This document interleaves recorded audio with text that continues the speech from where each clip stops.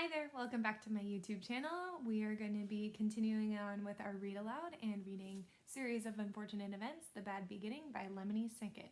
We are now on chapter 3. So where we left off last time, we got introduced to Count Olaf. Let's see what happens with the Baudelaire children. All right, let's go. Chapter 3.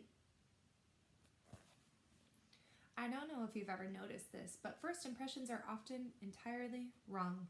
You can look at a painting for the first time, for example, and not like it at all. But after looking at it a little longer, you may find it very pleasing. The first time you try Gorgonzola cheese, you may find it too strong. But when you are older, you may want to eat nothing but Gorgonzola cheese. Klaus, when Sunny was born, did not like her at all. But by the time that she was 6 weeks old, the two of them were thick as thieves. Your initial opinion on just about anything may change over time. I wish I could tell you that the Baudelaire's first impressions of Count Olaf and his house were incorrect, as first impressions so often are. But these impressions, that Count Olaf was a horrible person and his house is a depressing pigsty, were absolutely correct. During the first few days after the orphan's arrival at Count Olaf's, Violet, Klaus, and Sunny attempted to make themselves feel at home, but it was really no use. Even though Count Olaf's house was quite large, the three children were placed together in one filthy bedroom that had only one small bed in it.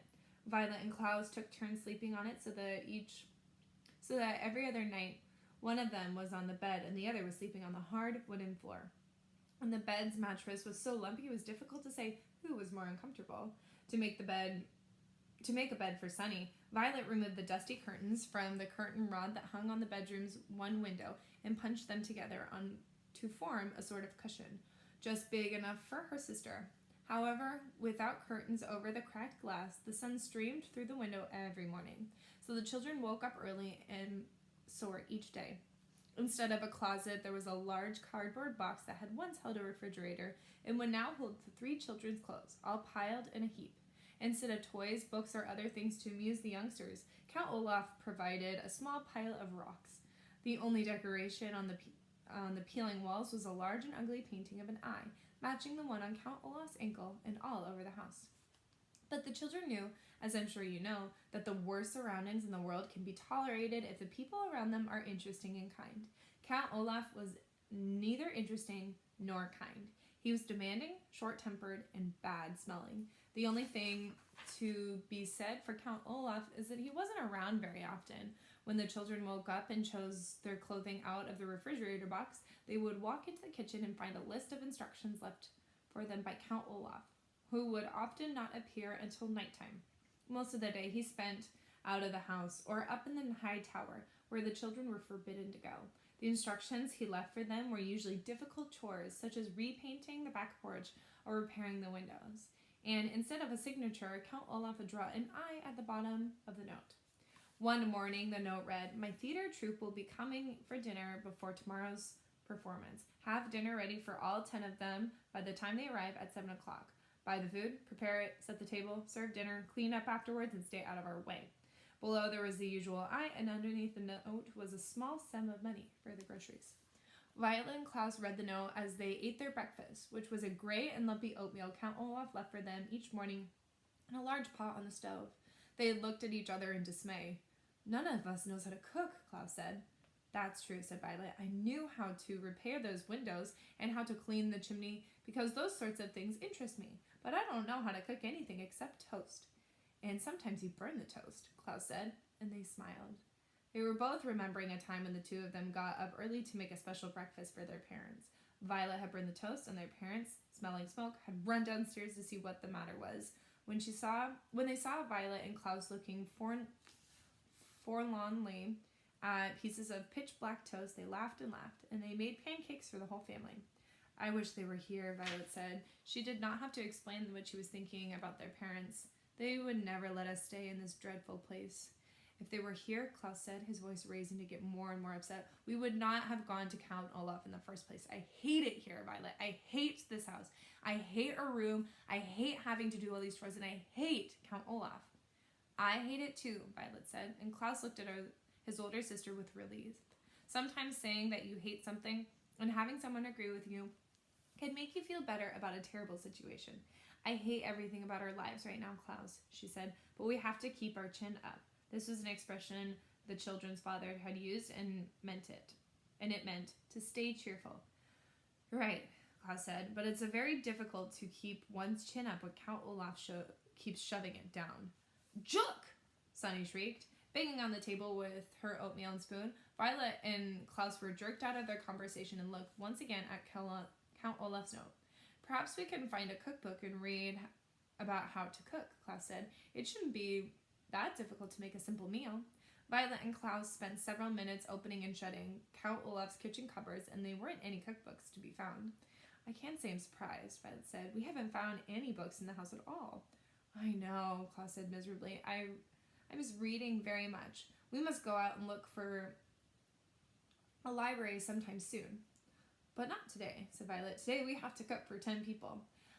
At that moment, there was a knock on the front door. Violet and Klaus looked at one another nervously. Who in the world would want to visit Count Olaf? Violet wondered out loud.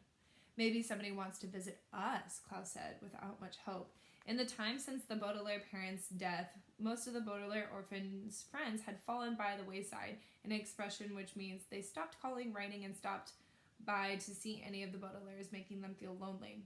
You and I, of course, would never do this to any of our grieving acquaintances, but it is a sad truth in life that when someone has lost a loved one, friends sometimes avoid the person, just when the presence of friends is most needed.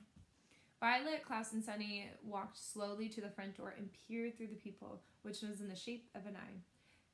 They were delighted to see Justice Strauss peering back at them and opened the door.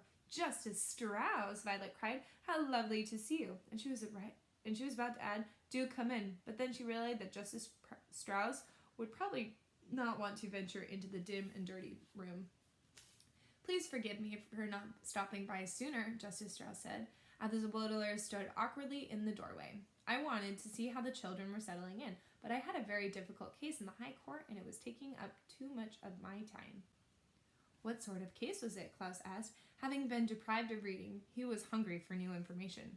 I can't really discuss it, Justice Strauss said, because it's official business, but I can tell you it concerns a poisonous plant and illegal use of someone's credit card. Yika! Sunny shrieked, which appeared to mean, how interesting. Although, of course, there's no way that Sunny could understand what was being said. Justice Strauss looked down at Sunny and laughed. Yika indeed, she said, and reached down to pat the child on the head. Sunny took Justice Strauss's hand a bit and bit it gently. That means she likes you, Violet answered. She bites very, very hard if she doesn't like you, or if you want to give her a bath. I see, Justice Strauss said. Now, then, how are you children getting on? Is there anything you desire? The children looked at one another, thinking of all things they desired. Another bed, for example, a proper crib for Sunny, curtains for the window in their room, a closet instead of a cardboard box. But what they desired most of all, of course, was not to be associated with Count Olaf in any way whatsoever. What they desired most was to be with their parents again in their true home, but that, of course, is impossible. Violet, Klaus, and Sunny all looked down at the floor unhappy as they considered the question. Finally, Klaus spoke up. Could we perhaps borrow a cookbook? Klaus said. Count Olaf has instructed us to make dinner for his theater troupe tonight, and we couldn't find a cookbook in the house. Goodness, Justice Strauss said. Cooking dinner for an entire theater troupe seems like a lot to ask for children. Count Olaf gives us a lot of responsibility, Violet said. What she wanted to say was, Count Olaf is an evil man. But she was well-mannered. Well, why don't you come next door to my house, Justice Strauss said, and find a cookbook that pleases you.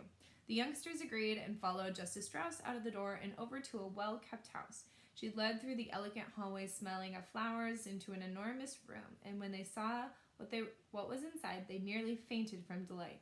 Klaus especially. The room was a library. Not a public library, but a private library. That is, a large collection of books belonging to Justice Strauss.